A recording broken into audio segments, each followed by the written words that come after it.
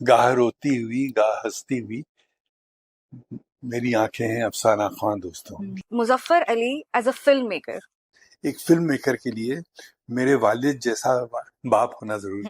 सबसे बड़े हमारे एक तरीके से इंस्पिरेशन थे मिस्टर रे। आज के टाइम में ऐसी फिल्में भी बन रही हैं जो सिर्फ इसलिए बन रही हैं ताकि लोगों को अलग किया जा सके। आप फिल्म बनाते हैं तो एक बड़े मकसद के साथ बनाते हैं, दुनिया को जोड़ने के लिए बनाते हैं। फिल्मों के जो नंबर्स में इट्स लिमिटेड, बट एक एक फिल्म में एक अलग कहानी है, एक खूबसूरती है, एक ठहराव है। देखिए, हर फिल्म में एक तो डूबने के लिए वक्त चाहिए होता है। अगर हर आदमी अपनी अपनी विरासत को एक खूबसूरती से संभाल के रखे तो वो दूसरों के साथ उसको बांट सकता है। उमराव जान का नाम लिया था, अभी हाल ही में वो रिलीज भी हुई थी। सी it's not a theatre film, it's a personal experience. Awadh का कल्चर दिखाने के लिए यू चोज एन एक्टर जो साउथ इंडियन है। हिंदुस्तान एक अजीब डाइकोटमी में फंसा है कि यहाँ सब कुछ होते भी कुछ नहीं है। एक होता है पॉलिटिक्स ऑफ फिल्म मेकिंग और दूसरा है पॉलिटिक्स इन फिल्म मेकिंग। अब मेरे पास कम से कम नहीं तो 10-15 बहुत अच्छी स्क्रिप्ट्स रखी हैं, लेकिन इत्तेफाक ऐसा हुआ है कि सारी स्क्रिप्टों में मैंने डूब के काम किया, लेकिन माहौल नहीं है उन फिल्मों के बनने का। और अनुपम खेर से मैंने कैसे काम कराया मैं ही जानता हूँ।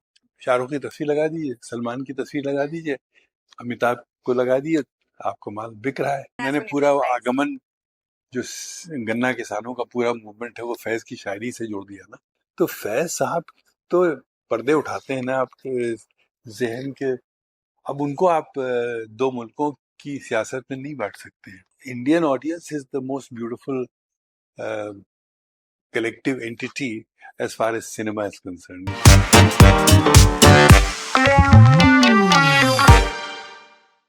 नमस्कार, आदाब, मैं हूँ इशिता और आपका स्वागत है हमारे शो बदकही में। आज हम जिस शख्स के साथ बैठे हैं, he is a man who wears many hats. वो किसी एक कला में बंधे नहीं है। He is a painter, he is an artist, a film maker, a fashion designer and above all a free thinker. ये एक ऐसे शख्स हैं जो आज भी क्वांटिटी नहीं अपने क्वालिटी ऑफ वर्क से जाने जाते हैं। इन्होंने जो भी काम किया है बहुत ही दिल से किया है, कम किया है लेकिन बहुत ईमानदारी और बहुत खूबसूरती से किया है।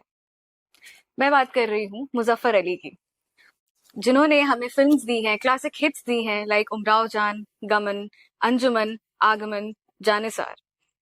आज हम आए हैं कोटवारा हाउस उनसे बातचीत करने, तो चलिए शुरू करते हैं आज की बातचीत। बहुत बहुत स्वागत है मुजफ्फर साहब हमारे शो में, एंड थैंक यू हमें अपना कीमती वक्त देने के लिए। तो मुजफ्फर साहब, हम शुरुआत इस बात से करते हैं, जैसे कि आप मल्टीपल आर्ट फॉर्म्स में आपका इंटरेस्ट है, यूर एन आर्टिस्ट, आप फिल्म मेकर भी हैं, फैशन डिजाइनिंग में भी आपका इंटरेस्ट है, बट इन सब में सबसे ऊपर जो चीज आती है which is Muzaffar Ali as a film maker. So sir, सारे आर्ट फॉर्म्स में ये फिल्म मेकिंग के लिए जो एक प्यार है, ये कहाँ से आया? देखिए, अव्वल तो सारे आर्ट्स जो हैं वो सब कनेक्टेड हैं एक दूसरे से, और फिल्म मेकिंग जो है वो एक इंटीग्रेटेड आर्ट फॉर्म, उसमें तमाम सब आर्ट्स शामिल हो जाते हैं। उसमें पेंटिंग भी शामिल हो जाती है, म्यूजिक भी हो जाती है, नृत्य भी हो जाती है, जबान, दृश्य, जो भी है आप सोच सकते हैं, कुदरत भी, इंसान भी, इंसान की नफ्सियात भी, उसकी परफॉर्मेंस भी, हर चीज जो है वो फिल्म में आ जाती है। अब यह जरूरी है कि जब आप फिल्म बनाएं तो बहुत डूब के, बहुत सोच के बनाना पड़ती है कि आप अपना वक्त तो नहीं जाया कर रहे, आप किसी और का वक्त तो नहीं जाया कर रहे। बिल्कुल। और सबसे बड़ी चीज है कि किसी और के पैसे से बनती है वो, तो वो सब चीजों को नजर में रखते हुए फिल्म बनती है। और सबसे बड़ी चीज जो नजर में रखी जाती है वो है दुनिया। आप फिल्म बनाते हैं तो एक बड़े मकसद के साथ बनाते हैं, दुनिया को जोड़ने के लिए बनाते हैं, मोहब्बत फैलाने के लिए बनाते हैं, इंसानियत को मजबूत और बढ़ाने के लिए आप फिल्म बनाते हैं। तो जब तक ये आपके नजरिए क्लियर नहीं होंगे तब तक फिल्म बनाने से कोई फायदा नहीं। बहुत मतलब परचून की दुकानें बहुत खुली हुई हैं, तो उसमें वो भी जरूरी है, मगर उसके लोगों की दाल रोटी नहीं चलती है, इंडस्ट्री नहीं चलती है। लेकिन जहाँ तक मेरा ताल्लुक है, मैं अपनी ज़मीन से जुड़ा हूँ, अपने वतन से जुड़ा हूँ, अपनी सभ्यता से जुड़ा हूँ, अपने अंदर का जो फन है उससे जुड़ा हूँ। तो मेरे लिए फिल्म बनाना जो है वो एक बहुत ही अंदरूनी उबाल है, समझिए। और साथ साथ उसको जिंदा रखने के लिए मैं पेंटिंग हमेशा से करता रहा हूँ, करता रहूंगा। उस पेंटिंग के अलावा मुझे और तो कुछ आता नहीं है। मौसीकी का शौक है मुझे, शायरी का शौक है, जी लेकिन सर। ना मैं शायरी कर पाता हूँ ना मौसीकी मतलब समझ तो लेता हूँ, लेकिन मुझको कोई उसमें टैलेंट नहीं है। लेकिन मौसीकी को मैं एक उरूज के मुकाम पे पहुंचाना चाहता हूँ। मौसीकी को मैं एक रूहानियत के मुकाम पे पहुंचाना चाहता हूँ। ये जरूर मेरा एक अंदर से एक पुकार है। सर, आपने अभी जैसे एक जो पॉइंट बोला ना कि आप जो भी फिल्में बनाते हैं या फिल्में बनाना जो एक एक कला है, उसका एक मकसद ये होना चाहिए कि एक मे बी लार्जर पिक्चर के लिए कि आप क्या बदलाव ला रहे हैं या फिर क्या मैसेज उससे सोसाइटी में लेके आ रहे हैं, या फिर वो फिल्म कितनी रूटेड है उस पर्टिकुलर सेटअप में। जैसे कि आपके अगर हम कोई भी फिल्म की बात करें, चाहे वो उमराव जान हो, चाहे वो गबन हो, उन सब में एक बहुत ही ब्यूटीफुल एस्पेक्ट जो हमें देखने को मिलता है कि हर एक फिल्म में एक ठहराव का एलिमेंट है, और कैरेक्टर्स इंट्रोड्यूस करने से पहले आप उस जगह को एक बार इंट्रोड्यूस करते हैं जहाँ पे वो पिक्चर सेट है, जहाँ के वो कैरेक्टर्स होंगे। ये करने के पीछे क्या कारण है? देखिए, सबसे बड़ी चीज जो इस इंसान की जिंदगी में है वो है जमाना। आप हर जमाने में एक इंसान को एक नई समझ दी है, एक और उस समझ को लेके जब तक आप नहीं चलेंगे, उस जमानों को लेके नहीं चलेंगे, तब तक आप लोगों के जहन के पर्दे नहीं खोल सकते हैं। तो मेरे लिए जमाना जो है वो बहुत इम्पोर्टेंट होता है फिल्म का। और उसके अलावा जो सोच होती है वो जमानों को पार कर जाती है, वो जमाने की कैद नहीं होती है। जी, लेकिन अगर आप जमाने को लेके नहीं चलेंगे तो आप जमानों को पार नहीं कर पाएंगे।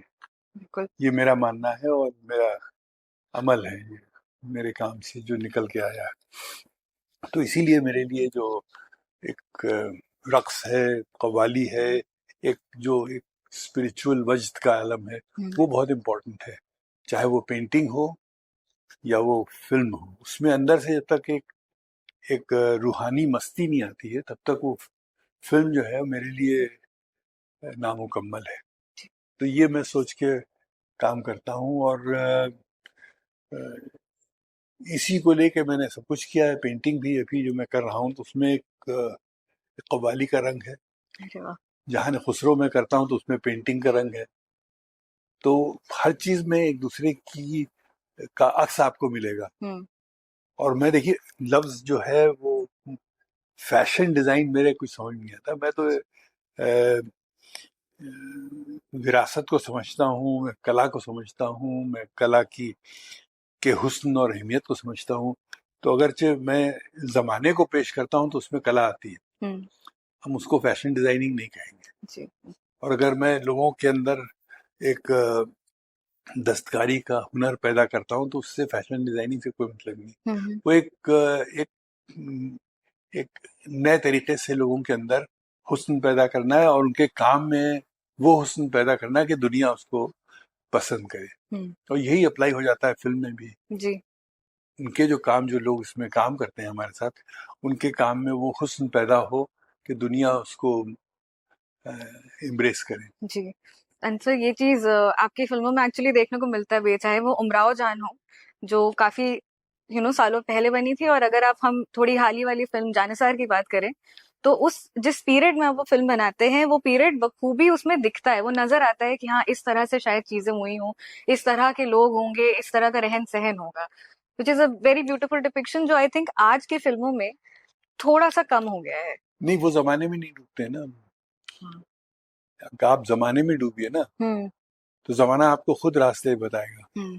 अगर आप किराए की चीजों पे, बाजार की चीजों पे अपना क्रिएटिविटी का दारोमदार होगा, जी। तो उससे आपको कुछ मिलेगा नहीं। आप फिर पैसे खर्च करके जो आप हासिल कर सकते हैं वो आपको मिलेगा, और वो अक्सर सच नहीं होता है। करेक्ट। सही जो बात। पैसे से मिलता है वो सत्य नहीं होता है। तो सर ये जो पिक्चरों का जो कमर्शलाइजेशन है जो आप बोल रहे नहीं हैं नहीं, कि मैं सबकी नहीं बोल रहा हूँ, मैं अपनी बात नहीं मतलब मैं अपनी तरफ से पूछ रही हूँ कि वो पिक्चरों में जो कहते हैं जब जमाने से नहीं जुड़ के पिक्चरें बनती हैं, आजकल सिर्फ मास प्रोडक्शन हो रहा है फिल्मों का। नहीं। देखिए, बहुत से मुल्क हैं जहाँ जमानों जमानों की फिल्में आपको मिलेंगी, और हमको अपने ज़माने की बात करना है। हम्म लोग अपने ज़माने की बात करते हैं, और जो मैंने ज़माने की बात की, मैंने सबसे बड़े हमारे एक तरीके से इंस्पिरेशन थे मिस्टर रे। वो कलकत्ते में रह के अपने ज़माने की बात कर रहे थे। तो जब मैं कलकत्ते में था, तो मुझे उस वक्त हमारे साथी, हम लोग एक इस कंपनी में काम करते थे, तो मुझे लगा कि ये अगर अपने ज़माने की बात कर रहे हैं, तो हम क्या अपने ज़माने की बात नहीं कर सकते हैं? हम्म कि अपने ज़माने का मतलब सिर्फ वक्त नहीं, जगह भी होती है। जगह भी होती है, हाँ। तो अगर अगर ज़मीन और ज़मा दोनों चीज़ें। ओके। तो अगर हम अभी आगे बढ़ने से पहले एक बार थोड़ा सा, क्योंकि हम कोटवारा हाउस में आए हुए हैं, आपके घर पे हैं, and you are very kind to invite us over, तो अगर आप हमें थोड़ा अपनी लेगेसी के बारे में बता सकें। लेगेसी। जी सर। अब लेगेसी सबसे बड़ी क्या है, जो आपके वालिदैन आपको दे जाते हैं, हम्म एक सोच, जी। समझ, वही आपकी लेगेसी होती है। और ज़मीन से, दरो दीवार से तो लेगेसी बनती नहीं है, हम्म सोच से बनती है। और मेरे वालिद जो मुझे सोच दे गए, और जो मेरी माँ मुझे सोच देंगी, वो मेरे साथ, वही मेरी लेगेसी है। और मेरे वालिद ने की सोच अगर जो मानवतावादी ना होती, तो मैं पता नहीं क्या होता। हम्म उनकी बहुत ही गहरी, मतलब ग्रास रूट लेवल पे मानवतावादी सोच के आदमी थे। बल्कि फिरका परस्ती से, मतलब धर्मनिरपेक्ष आदमी थे। उन्होंने कांग्रेस और मुस्लिम मुस्लिम लीग को खास तौर से हराया यूपी हम्म में 17 बार। 17 साल तक वो मुस्लिम लीग को हराते रहे, क्योंकि उनको मालूम था कि ये एक जहर है जी। समाज के लिए। तो उसी तरीके से, मतलब कट्टरपंथी किसी तरफ भी हो सकता है। तो उनकी सोच से मुझे जो एक sense of record, sense of understanding of the world, sense of peace, sense of humanity जो पैदा हुआ, यही मेरी लेगेसी है। हम्म दीवार, दर, मकान, महल, जमीन, जायदाद, इससे कुछ नहीं मुझे मतलब। हम्म तो तो वही मेरी मदर का भी साथ था, कि उनको भी एक लोगों से प्यार था, और लोगों के काम से प्यार था। और इतनी वो अ, मतलब उनके लोगों के टैलेंट में इतना डूब जाती थी, कि उनको पूरी दुनिया नजर आती थी उन हम्म लोगों के काम में, चाहे वो गाने वाली हो या कुछ सिलाई करने वाली हो। तो वो मुझे बचपन से, वो ये मेरी लेगेसी रही है। ये आपने अपनी किताब जिक्र में इसका जिक्र भी किया है। मेंशन भी किया है। और मेरा छोटा सा गांव है कोटवारा, जिसको मैंने अपने हिसाब से हसीन बनाने की कोशिश की है। वो क्या, उसका आगे क्या होता है मुझे नहीं मालूम, हम्म लेकिन आगे वही होगा जो लोग चाहेंगे। हम्म मैं चाहता हूँ कि जो कुछ मेरा है वो आवाम का हो, आवाम से जुड़ा हो, लोगों से जुड़ा हो, लोगों की सोच को खूबसूरत बनाने से जुड़ा हो। और तो जहाँ भी मैं बैठा हूँ, वही मेरा कुटवारा है। सो मुजफ्फर साहब, आपने जैसे कोटवारा हाउस का भी फिर से एक बार मेंशन आया और हम उसी बारे में बात कर रहे थे। तो आपकी जो किताब है, अगर हम आपकी ऑटोबायोग्राफी जिक्र की एक बात करें, सो ये इसकी जिसमें वही है या कुछ और लिए जी गए? सर, ये वही है। अच्छा। सो इसमें आपने स्टार्टिंग में एक मेंशन किया है कि आप कोटवारा हाउस की खिड़की पे बैठ के आपने अपनी किताब लिखना शुरू किया, और एक आपने ये भी नरेट किया है कि आपके पिताजी भी उसी खिड़की पे बैठकर लखनऊ को बदलते हुए उन्होंने देखा है। लखनऊ के जो एक एक लेगेसी है, एक जो कल्चर है, उसमें बदलाव आते, उसे इवॉल्व होते हुए देखा है। सो अब यहाँ पे लाइफ ने एक पूरा फुल सर्कल लिया, and now you are sitting at the same window as your father. तो वो एक्सपीरियंस कैसा था, क्योंकि आई एम वो श्योर। मैं आज भी जाता हूँ तो उस खिड़की पर जाता हूँ, हम्म और उस खिड़की पे मेरे वालिद की तस्वीर है, मेरी वालदा की तस्वीर है, और वही लखनऊ है जो बदल रहा है, हम्म जिसको मैं बहुत मुश्किल से संवारने सजोने में लगा हूँ। और क्यों मैं लगा हूँ, इसके मुझे कोई मेरे पास जवाब नहीं है, लेकिन मुझे लगता है कि आदमी की विरासत जो है, वो अगर हर आदमी अपनी अपनी विरासत को एक खूबसूरती से संभाल के रखे तो वो दूसरों के साथ उसको बांट सकता है। जी। मकसद ये है दूसरों के साथ अपनी विरासत को बांटना। तो हमारे घर में लोग आते हैं, बराबर आते हैं, तो वो देखते हैं कि ये पुरानी तस्वीरें भी है, पुरानी चीजें भी है, पुराना जमाना भी है, और एक घर के अंदर महफूज है, छोटा सा, मतलब बहुत कोई वहाँ तोप तुफंग नहीं उसमें, लेकिन it's got all my films, it's got all my music, it's got all my poetry, it's got my father's, जो उनके रोजमर्रा की चीजें हैं, पुरानी पुरानी चीजें उनकी है, जो छोटी छोटी चीजें जो इस्तेमाल करते थे वो, या फिर उनकी तस्वीरें। अब उनके पास जो तस्वीरें हैं वो 100 बरस, 150 बरस, 100 बरस पुरानी तस्वीरें हैं, और वो जमाना क्या था उन तस्वीरों के जरिए से पता चलता है। उनको पुरानी गाड़ियों का शौक था, तो वो भी तस्वीरें हैं। एक गाड़ी से आपको भी बहुत लगाव था।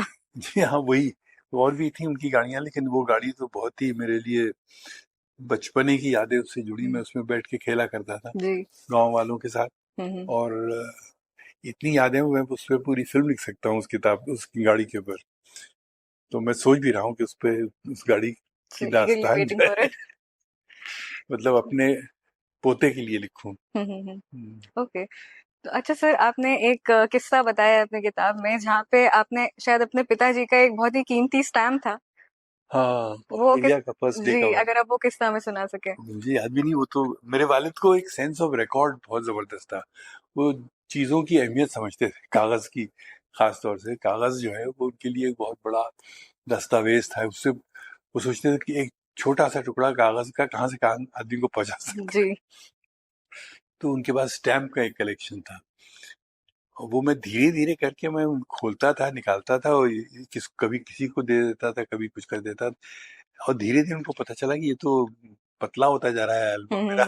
तो उसमें वो जो एल्बम था first day cover, India Australia की फ्लाइट का, वो something very precious to me. वो मैंने पता नहीं क्या किया, उसको मैंने किसी को दे दिया या क्या, मुझे इतना एहसास नहीं था चीजों का जितना अब है, क्योंकि अब मुझे उन चीजों में आर्ट दिखता है। उस जमाने में आर्ट मुझे नहीं दिखता था, मुझे बस चीजें दिखती थी, और चीजों की अहमियत नहीं समझ में आती थी। तो वो मुझे अब पता चलता है कि किस चीज की क्या अहमियत है। तो मुजफ्फर साहब, ये कहना शायद गलत नहीं होगा कि जैसे जैसे इंसान बड़ा होता है उसको चीजों की अहमियत ज्यादा होती है, क्योंकि आप जब कंटेम्प्रेरी टाइम में उसी उसी दौर में आप रह रहे होते हैं तो आपके लिए वो चीजें नॉर्मल सी लगती हैं कि ये तो अभी हम इसी में जी रहे हैं, इसमें क्या ही कुछ बड़ी बात होगी। बट जैसे जैसे टाइम बीतता है, हम पीछे देखते हैं, आप तब रियलाइज होता है कि उन सारी चीजों की अहमियत क्या थी। अब जैसे मेरे वालिद से जो मुझे मिला, एक तो हर चीज को एक कॉन्टेक्स्ट में रखना बहुत जरूरी होता है, क्योंकि without putting things in a context आदमी के कुछ समझ नहीं आता कि ये क्या है।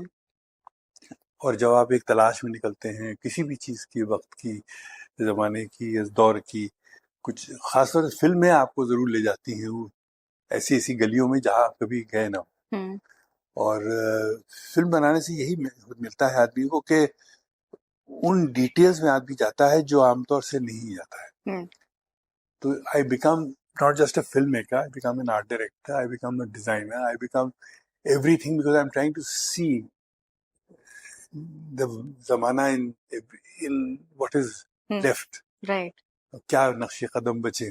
तो उसके लिए बहुत जरूरी होता है, उसके लिए मुझे लगता है एक फिल्म मेकर के लिए मेरे वालिद जैसा बाप होना जरूरी है। क्योंकि उन्होंने जो रिकॉर्ड रखा है चीज का, उनके पास 1915 से, जब से वो 5 बरस के थे, उनके पास वर्ल्ड वॉर में क्या क्या हुआ उसकी कटिंग्स हैं। अरे वाह। अब वो बताइए किस बच्चे की अवध में इतनी सोच होगी। सही बात है ना, वर्ल्ड वॉर के बारे में। उसके बाद everything that engage the human being, वो है उनके पास। जैसे डिक्शनरीज बहुत होती थी, और हर डिक्शनरी में उनको आप उनके हाथ का लिखा हुआ एनोटेशंस होते थे। हाँ, जैसे ये भी डिक्शनरी है, इसमें अब ये भी है, उनके हाथ का सब कुछ इसमें नहीं। ये तो वो है हुज हू इन इंडिया, जो ताल्लुकदारों की एक वो है ना पूरी डायरेक्टरी अलग अलग। हाँ नहीं, ये सही है ना, हमारे फादर की। ये तो वो है। तो ये भी मतलब ये चीजें कौन रखता है, हम्म, कहीं नहीं मिलेंगे आपको। वहां भी है इस तरह की किताबें हैं। तो आप जो इतिहास की बात कर रही हैं तो ये सब है इसमें। तो बहरहाल मेरे लिए जरूरी है कि मैं वक्त को समझूं और उस अलग अलग दौर को समझूं, और उसके बाद एक फिल्म बनाई जाए तो उसमें मजा आता है। जी। तभी तो उमराव जान जो है उसका, उसके अंदर के जो छुपे हुए राज हैं वो हर शो पे खुलते हैं, बिल्कुल। हर स्क्रीनिंग पे आपको नई चीज नजर आएंगी। बाकी जो मुझे लगता है कि अगर इतना डूब के ना बनाए आदमी तो फिल्म सपाट निकल जाती है। हम्म, दोबारा आदमी कभी कोशिश नहीं करता देखने की, क्योंकि उसको लगता है कि अभी क्या मिलेगा इसमें मुझे। इस तरह की चीज तो मैंने बहुत देखी है, हाँ, इस तरह का एक्शन मैंने बहुत देखा है, हाँ। इस तरीके की मारधाड़ मैंने बहुत देखी है कि नहीं। इसमें ऐसा क्या नया है? इसमें ऐसा क्या नया है? फिर उसमें आदमी देखता है कि यार इसकी मारधाड़ कुछ अजब ही हाँ, थी। तो वो सब चीजें हमारे काम से अलग हैं, हटके हैं, और इसीलिए मतलब मुझे लगता है कि उसका एक अपना नशा होता है चीजों का। Correct. On a side note, जब ये मारधाड़ वाली पिक्चरों का आपने जो ये जिक्र किया है, तो पहले की जो मारधाड़ वाली मूवीज होती थी तो उनके साउंड इफेक्ट्स अलग होते थे, वो जो डिश डिश करके जो होता था, एंड देन आज के टाइम में थोड़ा डिफरेंट है। एंड आई थिंक वो होता है कि विद टाइम भी वो चीजें चेंज होती है, एंड कहीं ना कहीं एक नॉस्टैल्जिया भी आ जाता है कि उस टाइम की फिल्में तो ऐसी थी। क्योंकि वो एक पूरा बॉम्बे में एक ट्रेड बना हुआ है ना, हम्म, एक्शन वाले ये करेंगे, ये करेंगे, तो वो ही अपने को रिपीट करते रहते हैं। There is nothing new in करते हैं न्यू भी, लेकिन वो उसका जान वही होता है। इट। सर, आपने उमराव जान का नाम लिया था, तो एक बार उस पर बात करते हैं। अभी हाल ही में वो री रिलीज भी हुई थी, तो आई थिंक वो प्यार ही था लोगों का कि उसको दोबारा रिलीज किया गया ताकि लोगों तक वो और पहुंच सके, और इनफैक्ट उसकी क्वालिटी भी इस बार बेटर थी। अरे क्वालिटी आपको अंदाजा नहीं कितना काम उस पर हुआ है। हम्म, फिल्म खत्म हो गई थी, हम्म। उसका नेगेटिव जो था वो एकदम लाल पड़ गया था, मतलब चिपक गया था। अच्छा। हाँ वो तो कहिए, मैं इंफॉर्मेशन ब्रॉडकास्टिंग मिनिस्ट्री को हम्म, बधाई देता हूँ कि उन्होंने उसको निकाल के 3 प्रिंट्स से उसका बेस्ट ऑफ उमराव जान निकाला। हम्म, और अब देखिए ना, हम अभी उसमें प्रोसेस में बैठे थे, हम्म, तो जो रिस्टोर्ड होता है, जो कलर करेक्टेड होता है, जो ट्रीटेड वर्जन होता है, वो मतलब उसमें जमाने का फर्क पड़ जाता है। वरना पुराने जमाने की जो नेगेटिव्स हैं उसमें सब में छेद हो जाते हैं, पिन मार्क्स हो जाते हैं, वो एक निशान पड़ जाते हैं चलने चलने से। हम्म। अब now the negative is like a fresh newborn baby, जो हाँ। फिल्म का एक्सपीरियंस है वो बहुत जबरदस्त है। हम्म। तो ये एक नई जान अब ये लोगों ने ही डाली, मैं क्या डालूंगा, मेरे पास इतनी औकात ही नहीं कि मैं उसको अच्छा। बचा पाता। लेकिन उसमें ये है कि जो काम किया, जो एक एहसास पैदा किया, उसी से बची है। अगर वो एहसास ना पैदा होता तो क्यों बचती। हम्म, सही बात। तो उमराव जान की अगर हम बात करें तो जब वो पहले रिलीज हुई थी, फर्स्ट टाइम रिलीज हुई थी, तो correct me if I am wrong, वो बॉक्स ऑफिस पे commercially and financially it was not a big hit, but बिल्कुल फॉर, नहीं थी। हाँ, बट जिन लोगों को, जिनको कला और सिनेमा, जिनको उनसे प्यार था, जिनको वो आर्ट फॉर्म से प्यार था, उनको वो पिक्चर बहुत पसंद आई थी, चाहे वो उस टाइम रही हो, चाहे वो बाद में उसके री रिलीज पे हो, या इन बीच में भी जितनी बार लोग अगर उमराव जान की बात करते हैं तो it's considered a cult classic, if I may say so. See it's not a theatre film, hmm, it's a personal experience, hmm, जो आप अब आज अपने फोन पे देखेंगी, अपने पलंग में लेट के टीवी पे देखेंगी। ये वो फिल्म है कि जी। अब आपकी जिंदगी में अब दाखिल हो रही है इन अ 4K फॉर्म, जो पहले नहीं हो सकती थी। हम्म, अब उसके मतलब वो एक it's a very personal experience, it's not a बादारू एक्सपीरियंस। हाँ, ट्रू। उसको आप बादारू कर दीजिएगा तो कोई मजा नहीं आएगा, हम्म, और पर्सनल कर दीजिए तो पूरी दुनिया पड़ी बिल्कुल। है कि नहीं। जी। वो बाजार की चीज नहीं है, जैसे उसमें डायलॉग, उसके लिए तो दुनिया पड़ी है ना। जी। इनफैक्ट वो जब फिल्म देखते वक्त भी ना, वो दुनिया में आप इमर्स हो जाते हो, घुस जाते हो, बिकॉज जो मैंने कहा कि आप वर्ल्ड बिल्डिंग आपकी जो कहानियों में होता है, आपकी जो फिल्मों में वो होता है, सबकी दुनिया है। सबकी दुनिया है वो। हाँ मेरी दुनिया नहीं, हम्म, अब वो सबकी दुनिया है। अगर बचाना है उस फिल्म को तो सब सब बचाएंगे। बिल्कुल। हम अकेले बेकार हैं, हम कुछ भी नहीं कर सकते हैं। जी। तो सर एक बात ये भी थी इसमें कि उमराव जान को हम आपका मैग्नम ओपस कंसिडर कर सकते हैं। इसके बाद में भी इन जनरल आपकी जो फिल्मोग्राफी है वो लिमिटेड है, और वो लिमिटेड शायद इस कारण है कि आप एक तरह का सिनेमा बनाना चाहते थे, जिसको आप तब से आपने समझाया भी ये चीज कि वो फिल्म सबकी है, उसमें एक ठहराव होना चाहिए, उसमें कुछ एक मकसद के साथ वो फिल्म बनानी चाहिए। क्या यही कारण था कि आपकी फिल्मों की जो नंबर्स में इट्स लिमिटेड, बट एक एक फिल्म में एक अलग कहानी है, एक खूबसूरती है, एक ठहराव है? देखिए, हर फिल्म में एक तो डूबने के लिए वक्त चाहिए होता है, फिर डूब के ढूंढने के लिए वक्त चाहिए होता है, फिर ढूंढ के निकलने के लिए वक्त चाहिए होता है, तो जी। वक्त चाहिए होता है। और मैं समझता हूँ कि हर फिल्म में मैंने डूबने की कोशिश की। जानिसार भी अगर आप देखें, ढंग से देखें, सुकून से देखें, तो वो एक बहुत ही उसमें उसका भी अपना एक अलग प्रोडक्शन डिजाइन है, उसकी भी अपनी अलग म्यूजिक है, उसका अपना अलग रक्स है, एक उसका एक मजा अलग है। अब वो गलत वक्त पे रिलीज की गई, ढंग से रिलीज नहीं की गई, उसमें कोई भी बात हो, लेकिन मेरे लिए तो वो फिल्म अहमियत रखती है। बिल्कुल। और उसी सूरत से गमन भी है, तो वो भी मतलब डूब के बनी है, वक्त को समझ के, जमाने के दर्द को महसूस करके बनी है।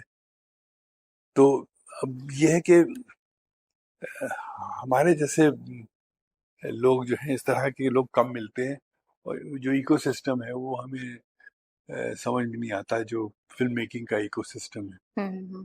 अब मैं इतने दिन से रूमी पर फिल्म बनाने की कोशिश कर रहा हूँ, क्योंकि मुझे लगता है फिल्म का जो, जैसे मैंने पहले कहा, एक बड़ा मकसद होना चाहिए, एक बड़ा ऑब्जेक्टिव होना चाहिए। फिल्म ही एक ऐसी चीज है जो आदमी को आदमी से जोड़ सकती है, ये जो आदमी और आदमी के बीच में जो जंग हो रही है उसको रोक सकती है, और एक सही माने में भाईचारा बना सकती है। तो ये जो भाईचारा है इंसानियत का, ये फिल्म ही से पैदा हो सकता है। बिल्कुल। और मेरा ये भी यकीन है कि जितना मुश्किल हिंदुस्तान इसका पैदा होना है, उतना ही आसान हिंदुस्तान में इसका पैदा होना है। हिंदुस्तान एक अजीब डायकोटमी में फंसा है कि यहाँ सब कुछ होते भी कुछ नहीं है, और कुछ ना होते हुए सब कुछ है।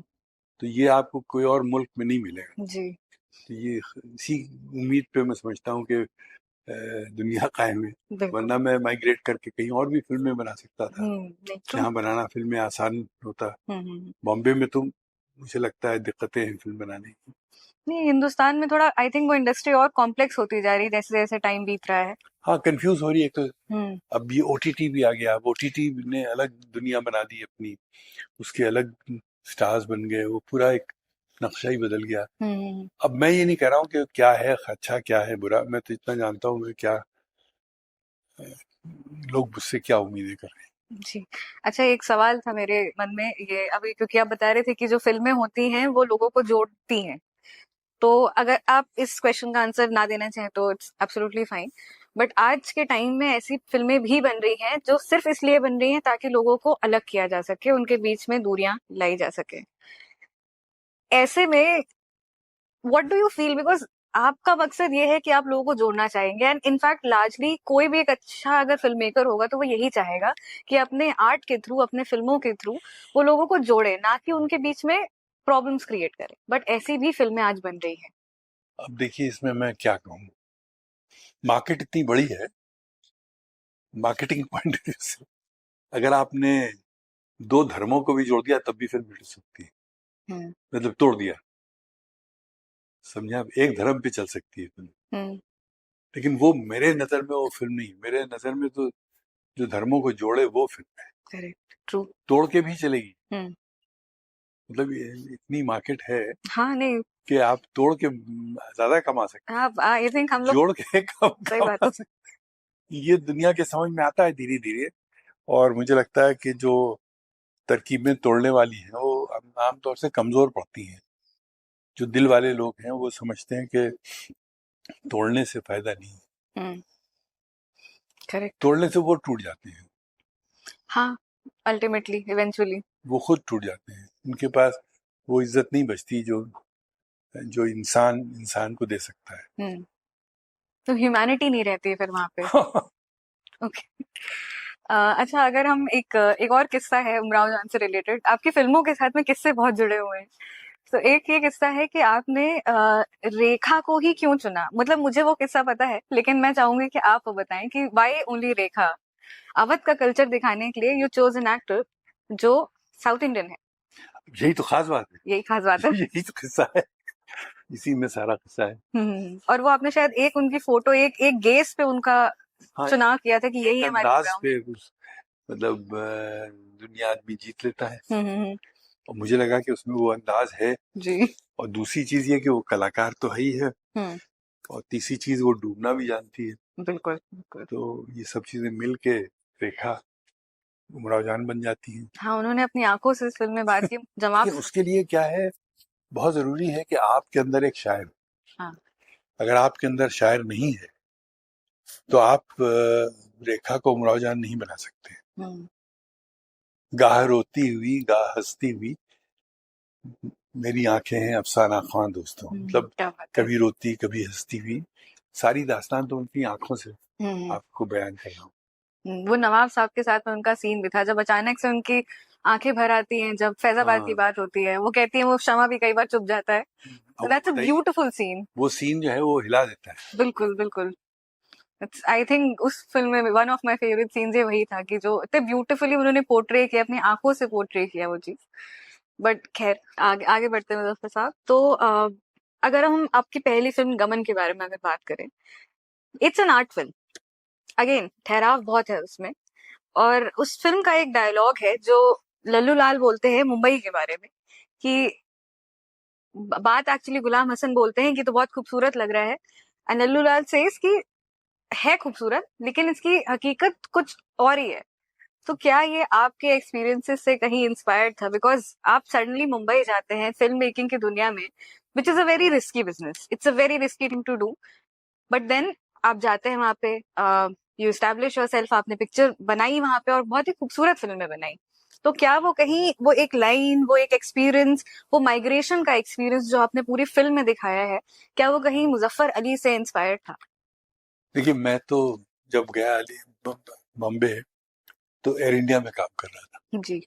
18th फ्लोर पे मेरा ऑफिस था, और ये सुबह सुबह दिन भर भी, बल्कि ये काली पीली टैक्सियां मुझे नजर आती थी। हम्म। अब मैं सोचता रहा था इस काली पीली टैक्सी के अंदर क्या है, जी। मतलब कौन है, क्यों है, क्या सोच रहा है, क्या नहीं सोच रहा है।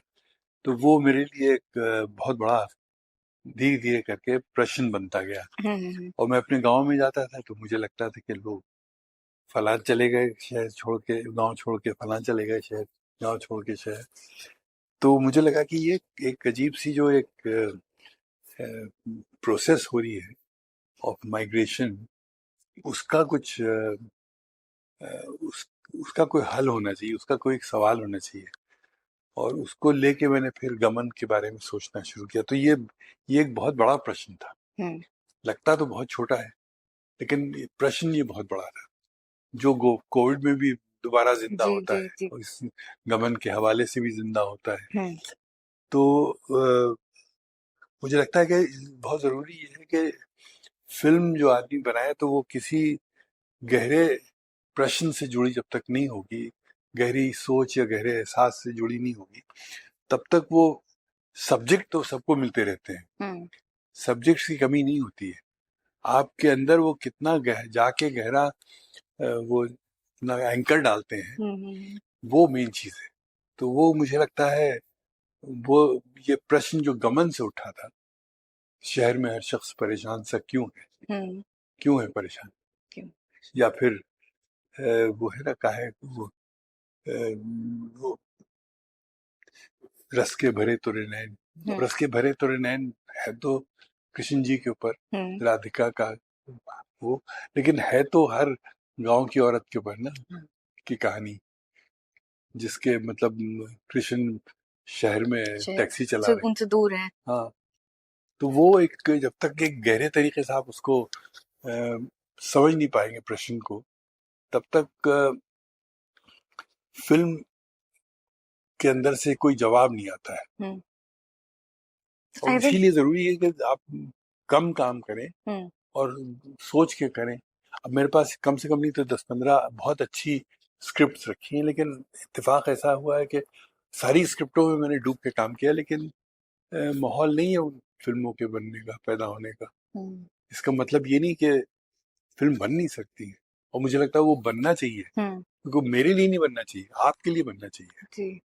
आप बहुत सी चीजों से महरूम रहेंगी अगर मैं दूंगा, अपनी बात आपके सामने पेश नहीं कर पाऊंगा। मैं अपनी बात नहीं कर रहा हूँ, मैं हमारा आपका जो एक मुश्तरका दर्द है, एक शेयर्ड एंग्स्ट है, उसको जब तक कोई पेश करने की हिम्मत नहीं करेगा, इरादा नहीं करेगा, बीड़ा नहीं उठाएगा, तब तक वो कलाकार बेकार है। जी बिल्कुल। इनफैक्ट फिल्म्स और किताबें दोनों ही हमारे जो सोसाइटी है, हमारे कल्चर है, उसका एक रिफ्लेक्शन है, एक मिरर है। और कई बार होता है कि कुछ चीजें जो हमें ऐसे नहीं पता होती हैं, अगर हम कोई एक अच्छी फिल्म देखें, उसके बारे में अच्छी कोई किताब पढ़ें, तो कई पहलू ऐसे सामने आते हैं जो शायद हमें नहीं पता होता है। And I think that's what makes any art form more special. Actually क्या है कि अब फिल्म की बात जो थी, हम लोग जमाने से जोड़ रहे थे ना, जमाने की बात हम लोग इंसानियत से जोड़ रहे थे, इंसानियत की बात हम लोग आइडियोलॉजी से जोड़ रहे हैं। आइडियोलॉजीज जोड़ने वाली भी होती हैं, तोड़ने वाली भी होती हैं। अब जैसे पूरा हॉलीवुड देख लें, हॉलीवुड भी एक एक अजीब सी भयंकर सोच का की पैदावार है कि काउबॉयज ने क्या किया, कि रेड इंडियंस का क्या हुआ, जूस के ऊपर कितना जुल्म हुआ, ये पूरा एक वो बन गया है वहां पर एक। बट उनकी डिजाइन अच्छी है, उनकी मतलब प्रोफेशनलिज्म ज्यादा है वहां पर, और एक्टर्स की सोच अच्छी है वहां पर। हम एक्टर्स जो है, हम लोग उनको समझ नहीं पाते। Actors are huge mine of talent, talent. आदमी क्या नहीं कर सकता है, आपको उस आदमी को पकड़ के उसको उसके अंदर घुसना पड़ता है, और फिर आप उसको आप निखार के लाइए, तब जाके वो आदमी बनता है, एक्टर बनता है। तो एक्टर बहुत बड़ी चीज होती है। अब जैसे जो रेखा ने किया, वो एक इंसान ही कर सकता था जी, और उसको करवाने वाला भी चाहिए जी। अब जैसे आगमन मैंने बनाई, तो उसमें मैंने, हमारा जो हीरो था वो, उसका बाप उससे छोटा था उम्र में।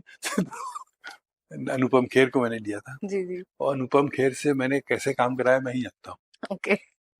उसको मैंने एक खुर्री खाट पे एक रफ खादी का कम्बल में बांध के उसको बिठा दिया मैंने धूप में। मैंने कहा अब जब तुम निकलोगे इसके अंदर से तो तुम बन जाओगे हमारे किरदार। क्या बात है।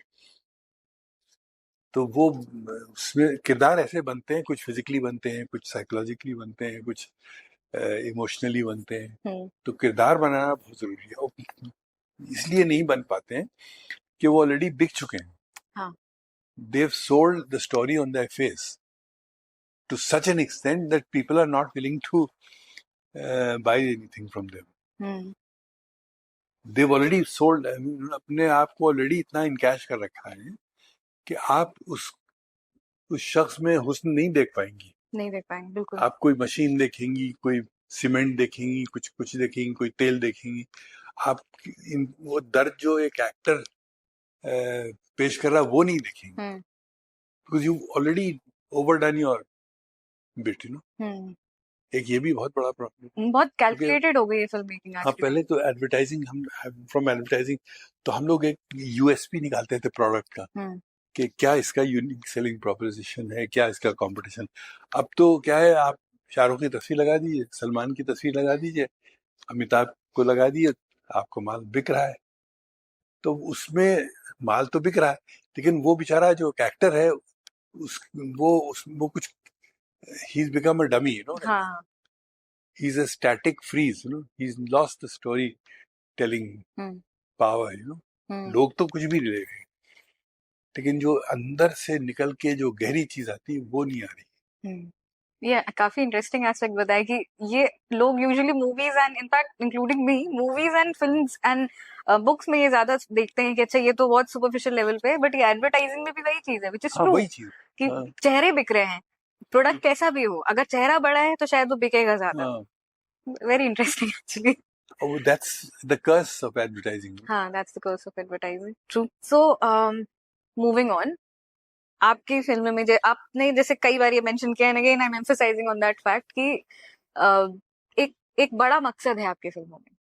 उन्हीं मकसद में एक अगर हम थोड़ा लिटरेरी एस्पेक्ट में उठाएं तो एक सोशल रियलिज्म नाम का एक कॉन्सेप्ट है, वो आपकी फिल्मों में हर एक फिल्म में देखने को मिलता है. जो भी कैरेक्टर्स हैं वो बहुत ही डीपली रूटेड है जिस जगह में रह रहे हैं वहां से, चाहे वो गुलाम हसन हो, चाहे वो उमराव हो, या फिर अमीरन हो. कि स्टार्टिंग में दिखाया गया कि वो छोटी सी बच्ची है, एंड देन वो कैसे उनकी लाइफ में जो चेंजेस आए हैं उसमें उन्होंने खुद को ढाला है. बट उनका जो अपना जो एक प्लेस है जहां से वो आई हैं या जहां से वो आए हैं, वो उनके साथ हमेशा रहता है, इवन मूवी के एंड तक. और अगर हम उन कैरेक्टर्स को रियल लाइफ पर्सोना की तरह से ट्रीट करें तो शायद पूरी जिंदगी भर वो एस्पेक्ट उनके साथ रह जाता है, regardless of the fact that वो किस शहर में है, किस जगह पे है. वो उनका जो रूट है वो उनके साथ हमेशा रहता है. And I think again that's a reflection of Muzaffar Ali in the characters. नहीं, I think you have to dive deep into the character.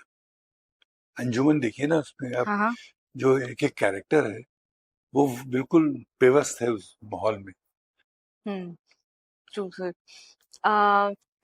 Audience पे एक बार बात करें अगर, कि जो फिल्म की जो आपकी जो फिल्में हैं, उनकी audience is I won't say limited, but then initial level पे भी उन लोगों ने ज्यादा सराहा उन पिक्चरों को जिनको कला की समझ थी. एंड देन एक चीज आई कि मास प्रोडक्शन होने लगा फिल्मों का. ऐसे में how have you seen Bollywood और the Indian industry evolve over the years, good and for bad, दोनों दोनों एस्पेक्ट्स में अगर बात करें तो. एंड इज देयर समथिंग जो आपको लगता है कि काश ये चीज ना हो रही होती या फिर काश ये चीज हो रही होती तो बात कुछ अलग होती. देखिए, ऑडियंस एक ऐसी चीज है जिसकी वजह से हमने जो कुछ किया वो किया, और जिसकी वजह से हम जो कुछ ना कर पाए हमने नहीं किया. हम्म.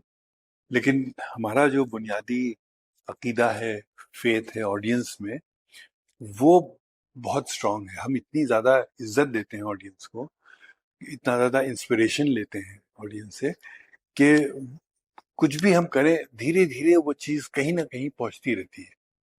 ये नहीं होती है कि बिल्कुल साफ हो जाए, क्योंकि कहीं ना कहीं कोई ना कोई, किसी, सबको मालूम है कि ये शख्स हमारी इज्जत कर रहा है. I am not taking the audience for granted, right. And that's what happens. And lot of people take the audience for granted. कह रहे ऑडियंस की समझ नहीं आएगा, ये चीज गलत है.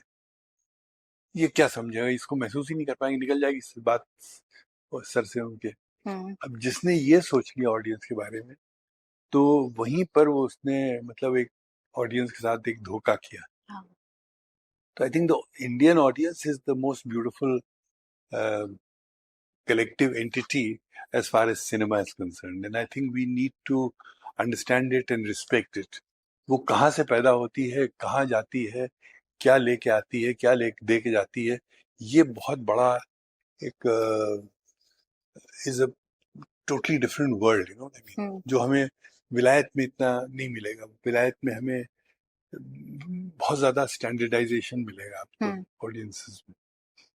ओके. अच्छा, ये चीज आपने अभी इनफैक्ट बोला कि आप सबको लेके साथ में एक फिल्म बनती है, लेकिन कई बार होता है कि लोग ऑडियंस क्या पसंद कर रहे हैं इस पे पिक्चर बनाते हैं और अपनी पिक्चर को या फिर उसके एलिमेंट को, उसके एसेंस को कॉम्प्रोमाइज कर देते हैं, जो आई थिंक आज के सिनेमा में काफी ज्यादा देखने को मिलता है कि it's for the masses, but अगर उसको हम एक आर्ट के पर्सपेक्टिव से देखें वो एलिमेंट मिसिंग है उसमें.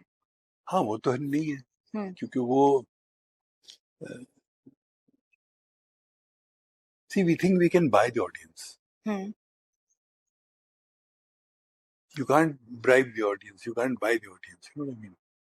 एक बार आप खींच के तो ले आएंगी, 100 करोड़ भी कर देगी बिजनेस, क्योंकि आपके पास एक चेहरा है जिसको वो जो तेल भी बेच रहा है, सीमेंट भी बेच रहा है, सब कुछ कर रहा है, वो खींच के लिए आएगा वहां पर. लेकिन उसके बाद आपको याद नहीं रहेगा कि क्या था. आप बताइए, कोई चीज याद है आपको? नहीं, आई थिंक अगर क्योंकि फिल्मों की बात हो रही तो याद वही कम रहता याद है जिसमें कम याद रहता कम है याद रहेगा। हाँ, हाँ। जो जो डीपली रूटेड है, जिनमें एक्चुअली कहानी है, जो देख के आपको लग रहा है कि बल्कि पहले जान तो रहे हैं। ज्यादा याद रहता था कि जब रेडियो का चलन था और हम्म। गाने फिल्मों के बजते थे हम्म। तो गानों से जुड़ जाती थी फिल्में, और गाने बहुत लोगों को याद हैं। हाँ। ये बहुत सबसे बड़ी चीज, अच्छी चीज है, वो हम्म। फिल्मों के गाने जो है वो बहुत लोगों को याद है अभी भी उसमें, क्योंकि शायर जब आया है बॉलीवुड में तो वो अपने पूरा उसने सारी अपनी इमोशनल एनर्जी, हम्म। इंटेलेक्चुअल एनर्जी सब गानों में लगा दी। हम्म। हालांकि उसको कोई ऐसा बड़ा कोई क्रिएटिव सेटिस्फेक्शन नहीं मिला, हम्म। लेकिन उसने बहुत कुछ डाल दिया उसमें, गानों में बहुत डाल दिया शायरों ने। हम्म। जो शायरी जो आपको मिलती है ना बॉलीवुड में, हाँ, एक से एक जबरदस्त शायर वहां पहुंचे हैं। ट्रू। इनफैक्ट आपकी फिल्मों में भी हमारे तो अलग ही म्यूजिक भी। अलग टाइप का मामला है, हाँ। लेकिन हम जनरली बात कर रहे हैं हाँ। हाँ। हाँ। कि आपको शायरी बहुत अच्छी मिलती है हम्म। और उसमें आपको रूहानियत भी मिलती है, आपको इसमें नगमगी भी मिलती है, गजल भी मिलती है, हर चीज मिलती है उसमें, हम्म। डिवोशन भी मिलता है। और ये इंडियन सिनेमा में है, बिकॉज ये वेस्टर्न हाँ, में म्यूजिक का कोई बहुत रोल नहीं है नहीं यहाँ पे। क्योंकि हम लोग we are very poetry driven हाँ, सोसाइटी है ना। ट्रू। एंड जो नौ रस का कॉन्सेप्ट है हमारे में, वो हर एक, आई थिंक हर एक फिल्म में एक एक लेवल पे बिल्कुल, वो देखने को मिलता है। म्यूजिक बहुत बड़ी चीज हमारी। हम्म। अब वो बात कम है, मुझे लगता है। अब मैं अगर ढूंढने जाऊं तो मुझे खयाम नहीं मिलेंगे, जी। न जयदेव मिलेंगे, जी। और मतलब वो अब क्या मिलेगा क्या नहीं मिलेगा इज अनदर मैटर। हम्म। लेकिन ऑलरेडी जो है हमारी फिल्मी विरासत वो काफी रिच है। हाँ, ट्रू। अच्छा, इन लोगों के साथ में आपका काम करने का एक्सपीरियंस कैसा रहा? बिकॉज आपकी फिल्मों के गाने उतने ही इटर्नल हैं जितनी वो फिल्में इटर्नल हैं, क्योंकि मैंने एवरग्रीन है। उसको उनको जो बॉलीवुड का नॉर्मल स्टाइल है उससे काम नहीं लिया ना। हम्म। मैंने एक तो लिरिक्स को स्क्रीन प्ले का हिस्सा बनाया, हम्म। लिरिक्स को फिल्म का इंस्पिरेशन बनाया, हम्म। थीम को सामने पेश करने का एक फोर्स बनाया। उसके बाद फिर मैंने नेक्स्ट स्टेप म्यूजिक का लिया और म्यूजिक को मैंने उस जमाने की पहचान बनाया। हाँ। जो म्यूजिक डायरेक्टर के मतलब है तो म्यूजिक डायरेक्टर की जिम्मेदारी, हम्म। लेकिन उसकी जो नॉर्मल कमर्शियल सोच है उससे परे है वो। तो उसके बाद जो चीज निकल के आई है जाहिर है उसमें फिर गाने वालों का डूबना, जी। गानों के नगमे जो बने उससे जो एक पोइट्री और एक मेलोडी जो निकली, हम्म। उस चीज को वो करना, तो उसे एक नयापन आया जो आमतौर से जैसे खैर जयदेव भी करे ये क्या तुमने बना दिया, इसमें इसको गाएगा ही नहीं कोई तो लोग समझेंगे नहीं। हम्म। हमने कहा ये सीने में जलन आंखों में तूफान सा है, हाँ। ये कैसे गाएगा वो बताइए। तो बहरहाल वो इस तरीके से जो उसमें से चीजें बन के निकली। हम्म। और जयदेव जी के अंदर एक इतना एक अजीब सा नशा था उनके काम में, वो तो वैसे लोग नहीं मिलेंगे आपको, हाँ। या खयाम साहब जैसे लोग नहीं मिलेंगे, लेकिन उनके साथ डूब के उनसे उनको अपने अंदर समो लेना, उनके अंदर खुद को दाखिल कर देना हम्म। और शायरी को एक फिल्म का हिस्सा बनाना, ये मेरा मतलब खास हम्म। एक स्ट्रेंथ रहा है और रहेगा। हम्म।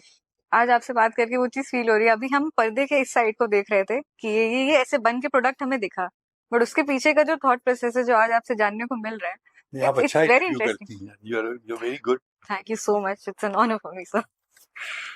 सर आगे बढ़ते हैं एक बार। आप खयाम जी की आपने बात की, आपने जयदेव जी की बात की, आपकी मुलाकात फैज अहमद फैज से भी हुई थी। How was that experience? Because Faiz Ahmed Faiz is a legend, you know, in वो हिज तो ओन ही way. Is beyond he is beyond legend, और उनकी हम देखेंगे और भी बहुत सारी। अरे दिस इज तो वन थिंग दैट हैज मैंने बीन पूरा इम्मॉर्टलाइज्ड। आगमन जो गन्ना किसानों का पूरा मूवमेंट है वो फैज की शायरी से जोड़ दिया ना। जी। और उसमें भी अंजुमन में भी कब चिकनकारी हाथ में वर्कर्स मेरा वाला। हाथ नहीं, कब याद में तेरा साथ नहीं, हम्म। खयाम साहब ने उनकी बीवी ने गाना गाया था एंड क्लाइमैक्स सॉन्ग। हम्म। तो फैज साहब तो पर्दे उठाते हैं ना आपके जहन के। अब उनको आप दो मुल्कों की सियासत में नहीं बांट सकते हैं। हम्म। वो बहुत परे है इससे। हाँ जी, बिल्कुल। वो एक इनफैक्ट इंसानी कोई भी आर्ट दर्जा। फॉर्म, हाँ, आई थिंक जो जो जो ये मेरा पर्सनल एक सॉर्ट ऑफ देख के आज थोड़ा बुरा लगता है कि कैसे आर्ट फॉर्म को, किसी भी आर्ट को, चाहे फिल्में हो, चाहे म्यूजिक हो, राइटिंग्स हो, कुछ भी हो, उनको जो एक डिवाइड कर दिया गया है based on Nations, religion and any other thing which is man made, but art जिससे परे है। अब आर्ट ही जोड़ता है बात। हाँ, इवेंचुअली यस। हाँ, उसके लिए कोई आपको स्पेशल सर्जन नहीं मिलेगा। हाँ, एक पहलू आपकी लाइफ का ऐसा भी है जो यूजुअली जल्दी बात नहीं करते उस पर, लेकिन it's again an important aspect of your life which is politics.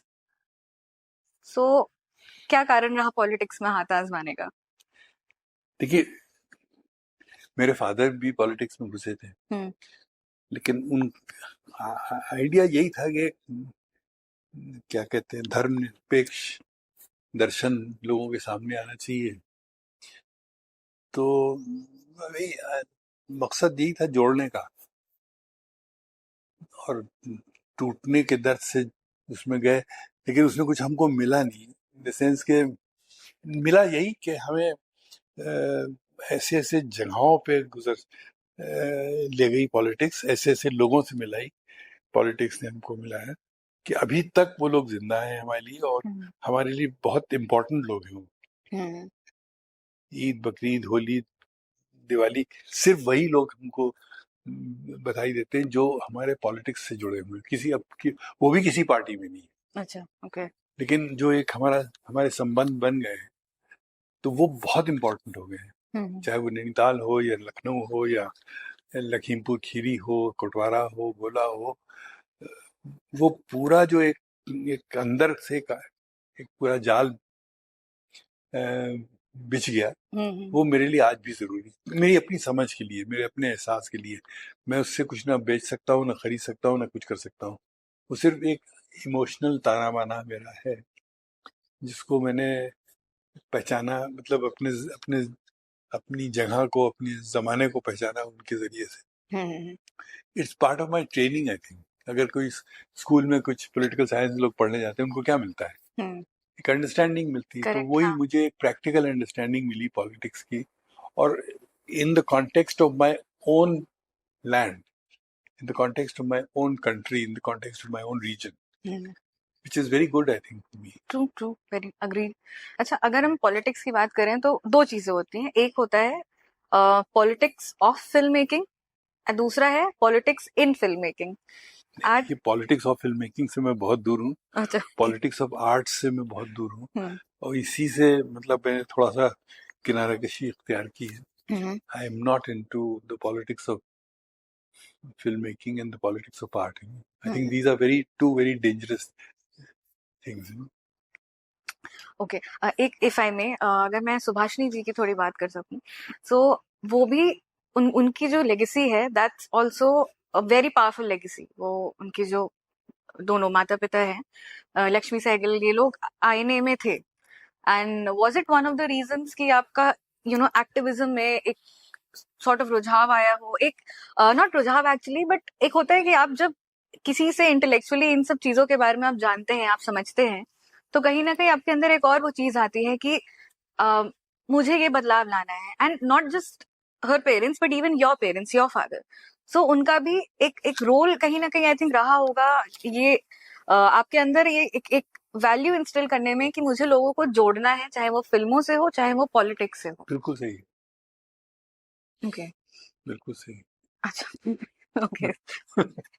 एक बार अगर हम हाउस ऑफ कोटवारा के बारे में बात करें, बिकॉज हमने बहुत सारी बातें की और हम कोटवारा हाउस में हैं, तो आपका जो एक लेबल है house of Kotwara, which is with your wife Meera Ali and your daughter, so वो भी कहीं ना कहीं उस कल्चर को रिवाइव करने के लिए, उसको उसको साथ में जोड़ के रखने के लिए, उसको रिटेन करने के लिए शायद वो शुरू किया गया। देखिए, पहली चीज तो ये गमन से शुरू करें, अपने फादर से शुरू करें, तो वो वहां से हम गमन पे पहुंचते हैं। गमन से हम लोगों की, गांव की जो पलायन है उससे जुड़ते हैं।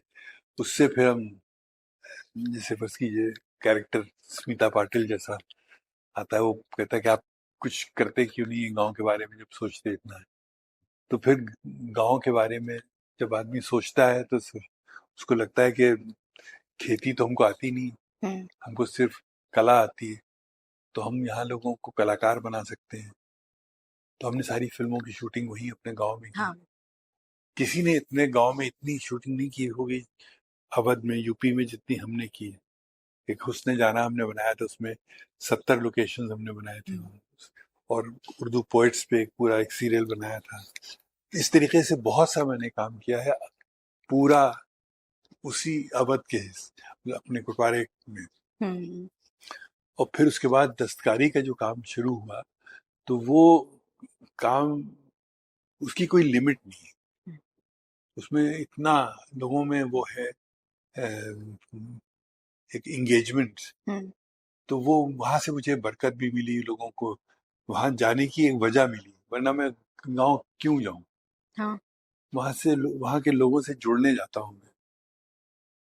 वहां के लोग, पता नहीं, एक तो सबसे बड़ी चीज कि वो मासूम है, उनके पास कोई असहाय है, और कहीं ना कहीं मेरी जिम्मेदारी भी मुझे लगती है, चाहे मैं कोई बहुत बड़ा वहां तोप नहीं हूँ, कोई लीडर नहीं हूँ, कोई तो बहरहाल एक क्रिएटिव जिम्मेदारी मुझे महसूस होती है अपने गांव को लेके। और इसी क्रिएटिव जिम्मेदारी को मैं, मतलब मैंने मीरा के अंदर या सवा के अंदर पाया, या लगा कि ये लोग कर सकते हैं कुछ। तो वहां जाना और वहां से जुड़ना जो है, वो मेरे लिए एक, उसमें एक वायबिलिटी नजर आई।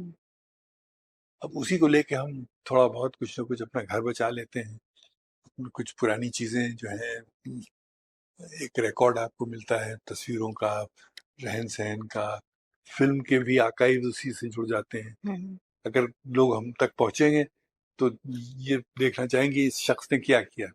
अच्छा, ये फला फिल्म की किताब है, ये फला फिल्म की किताब है, ये फला फिल्म की म्यूजिक है। इस तरीके से एक थोड़ा सा उसको एक सहारा मिलता है हमारे काम को। और जितना लोग जुड़ते हैं हमारे काम से, उतना ज्यादा हाउस ऑफ कुटवारा को एक ताकत मिलती है, एम्पावरमेंट होता है, औरतों का एम्पावरमेंट होता है। तो ये कोई, मतलब कोई डिजाइनर लेबल नहीं है, ये एक नियत है। हाँ। लोगों से जुड़ने की, जोड़ ले, और हुस्न पैदा करने की। देखिए, दो चीजें हैं, एक तो हुस्न है और एक है मानवता। जब इन दोनों का जहां भी आपको संतुलन मिलेगा, वहां मामला परेशानी का नहीं है। जहां आपको इसका इम्बैलेंस मिलेगा, वहां लगे आपको लगेगा कि कुछ, it is shrieking for help. तो वो है मामला। जो आपकी लाइन बहुत अच्छी लगी कि ये मामला नियत का है। हाँ। ओके, सो सूफिज्म भी आपकी लाइफ में एक बहुत इंपॉर्टेंट एस्पेक्ट है। रूमी हो, सूफिज्म हो, इनफैक्ट आपकी किताबें भी का ये देखिए, कलेक्शन में भी रूमी के ऊपर काफी किताबें, आपने इनफैक्ट एक किताब लिखी भी है उनपे, एंड आपकी पेंटिंग्स भी उनसे काफी इंस्पायर्ड होती हैं। ये वाली पेंटिंग जी। तो सवाल यही है कि देखिए, मैं जब कश्मीर में फिल्म बना रहा था, जूनी, तो उस वक्त जो मुझे वहां से चीज जोड़ ली थी, वो वहां का तसव्वुफ और एक सिंक्रेटिक कल्चर, जहां पर आपको शैविज्म और सूफिज्म में कोई, मतलब स्पिरिचुअल डिफरेंस नहीं मिलेगा। तो वो, और उसके अलावा वहाँ की जो दस्तकारी थी, जो वहाँ का हुस्न था, और किसी को किस तरीके से ये चीज हमको आगे लिए जा रही थी, और यही इसी चीज का टूटना जो वहाँ के इंसर्जेंसी से पैदा हुआ। तो मुझे लगा कि ये किसी सूरत से इस चीज को बचाना पड़ेगा, चाहे मैं वहां ना बचा सकूं, तो कम से कम दिल्ली में तो बचा सकता हूँ। तो मुझे लगा कि खुसरो वहां जिंदा अगर है, तो यहाँ भी जिंदा है। तो फिर मैंने जहान खुसरो शुरू किया, और जहान खुसरो जो शुरू किया, तो उसमें अब तक उसमें ऊपर वाले की करम है, बरकत उसमें मिली। अभी मतलब पीएम साहब भी तशरीफ लाए थे उसमें। तो बहरहाल वो चीज ऐसी है कि उसमें आपको एक महवियत मिलती है, एक मोहब्बत मिलती है, एक मस्ती मिलती है, और ये एक एक तरीके से देखा जाए ये सिनेमैटिक समा है, हाँ। समा का सिनेमा है ये। हम्म, और जो इस वक्त मेरे अंदर है, अब चाहे मुझे बाजार की फिल्म मिले बनाने को ना मिले, लेकिन मैं एक समा की कैफियत में मैं हूँ और मैं लोगों को ले आया हूँ। बहुत से लोग, बहुत से डांसर्स मुझसे जुड़े हैं जिनको तसव्वुफ में एक नया अंदाज मिला है, कथक में या डांस में। तो वो वो जब तक आप उसमें गहराई में ना उतरे तो वो लोग पैदा नहीं होते हैं। They are equal to and more than Rekha also in their own way, जो अपनी बात से, अपने अपने फन से लोगों को महव कर लेते हैं ना। और वो उनके अंदर का फन है। मंजरी को लीजिए या शिवानी को लीजिए या और भी इस तरीके के बहुत लोग हैं, मंजरी तो खास तौर से। लेकिन वो उनके अंदर की जो एक कला है, उनके अंदर की जो एक मस्ती है, उसको कहीं ना कहीं मैंने पहचाना और उसको एक, एक उन्होंने खुद अपने अंदर को पहचाना। तो वो सब जहान खुसरो की देन है। बहुत जरूरी भी है ये आज के टाइम में, इस आर्ट एंड कल्चर को प्रिजर्व करना, उन कलाओं को प्रिजर्व करना। मूवमेंट है, यूं तो कुछ नहीं है, है तो सब कुछ। जैसा कि हमारा देश है जो आपने थोड़ी देर पहले ओके, सो जूनी पे अगर एक बात करें, सिंस आपने उसका मेंशन अभी आया एकदम से कि इट वाज बहुत आपके दिल के करीब था वो प्रोजेक्ट, एंड इनफैक्ट सारे प्रोजेक्ट्स आपके दिल के बहुत करीब हैं, it's not just Zooni, but वो बन नहीं पाई, पूरी नहीं हो पाई। And if I am not wrong, आपके जो बेटे हैं Shaad Ali, he is also a film maker, वो भी उसको शायद रिवाइव करने की कोशिश कर रहे थे। कर रहे हैं, कर हैं अभी कुछ शूट भी कर लिया। अच्छा, ओके, तो 40% वो कंप्लीट हो चुकी थी। वो अब मुझे लगता है 140% बन गई है। अरे वाह, तो वो कंटिन्यूटी कैसे है? बिकॉज वो उस टाइम की फिल्मिंग, उसका मजा डिसकंटिन्यूटी में। ओके, सो आई होप वो रिलीज होगी और हम देख पाएंगे। हाँ बिल्कुल, अब जब इतना उन्होंने लगा दिया दम तो ही इज ऑलरेडी शॉट। अब वो इट्स वेरी इंटरेस्टिंग कि वक्त क्या किस किस चीज के साथ क्या सितम करता है। तो वो सब उसमें नजर आएगा और उसमें लोगों को शायद कुछ मजा भी आए। बिल्कुल आएगा। इनफैक्ट जिन लोगों को, अगेन मैं वही रिपीट करूंगी कि अगर आर्ट की कद्र है तो आई थिंक वो पिक्चर उन्हें पसंद आएगी। देखिए, कश्मीर एक ऐसी चीज है जिसको हम लोग पूरे तरीके से समझ नहीं पाए। हाँ। और जितना आप उसको गहराई से समझेंगे उतना ही आप कश्मीर से जुड़ेंगे और कश्मीर को जोड़ेंगे। और इस वक्त हमारे लिए बहुत जरूरी है कि कश्मीर के हुस्न को हम समझें, वहाँ की रूहानियत को समझें और उसको एम्पावर करें। तो एक आपका बहुत बड़ा प्रॉब्लम देश का हल होता है। इस वक्त कोई ये ये ये कारकर्दगी आपको पाकिस्तान से नहीं मिलेगी आती हुई, ये हम ही लोग कर सकते हैं, हिंदुस्तान से हो सकता है। और यही करना चाहिए, बजाय इसके, मतलब फौज तो अपनी जगह पे है ही है, लेकिन जो रूहानी फौज है वो वहाँ के लोगों को जोड़ सकती है। लेकिन उनको भी लगे कि हमारी इज्जत हो रही है, हमसे लोग मोहब्बत कर रहे हैं। कश्मीर को सब अपने साथ रखना तो चाहते हैं, लेकिन कभी उसको समझना नहीं चाहते कि एग्जैक्टली निजी तौर पे प्रॉब्लम क्या है, वहां पे मुद्दा क्या है और क्यों हम लोग जाते हैं ऊपर ऊपर देख के चले आते हैं। ऊपर ऊपर काम करके चले आते हैं, ऊपर ऊपर फिल्में बना के चले आते हैं। हम लोग उसके अंदर दाखिल नहीं होते हैं। उसके अंदर दाखिल होना बड़ा मुश्किल काम है। It's like the Banihal pass, you know. तो वो उसके अंदर हम लोग, वहां से लोग इधर नहीं आना चाहते, हम इधर से वहां नहीं आना चाहते। कॉम्प्लेक्स रिलेशंस है, कॉम्प्लेक्स हिस्ट्री है वहां की। वो हमारे पास जो एक तसव्वुफ का जो एक बहुत बड़ा वो है, क्या कहते हैं कि विरासत जो है, उसको हम लोग अगर समझें, का टैलेंट जो है वो बहुत इम्पोर्टेंट, जो ह्यूमन, जो हम कुटवारे के साथ कर रहे हैं वो ही हमें कश्मीर के साथ भी करना है। ओके, तो मैं आपका आप ज्यादा समय नहीं लूंगी, बस एक आध सवाल और। एक आध अच्छा, अगर हम आपकी किताब के बारे में बात करें, जिक्र की बात करें, जिक्र का जिक्र करें, तो ये ऑटोबायोग्राफी लिखने के बारे में आपने कैसे सोचा कि?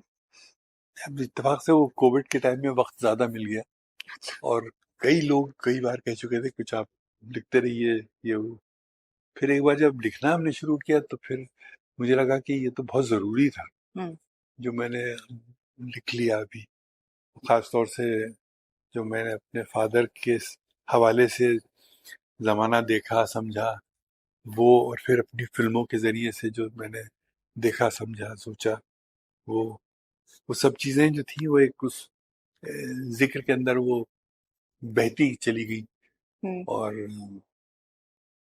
बाकी तो पढ़ने वाले पे। जी। चलिए मुजफ्फर साहब, बहुत बहुत शुक्रिया हमें अपना थैंक कीमती वक्त देने के थैंक लिए, and it was a pleasure talking to you. And बस मैं क्या बोलूं, मतलब बहुत बहुत अच्छा लगा आपसे मिलके, आपसे बात करके, एंड थैंक यू, आपने हमें अपना कीमती वक्त दिया। एंड ये थी हमारी आज की बतकही मुजफ्फर अली जी के साथ में। एंड हम लोग ने उनकी पिक्चरें देखी हैं, बट आज हमने जाना उन पिक्चरों के पीछे जो व्यक्ति हैं उनके बारे में, उनसे बात किया, उनकी लाइफ के बारे में जाना, उनके जो फिल्मिंग प्रोसेस है उसके बारे में जाना। तो बस बने रहिए आप हमारे साथ। आज के लिए बस इतना ही, मिलते हैं आपसे अगले एपिसोड में।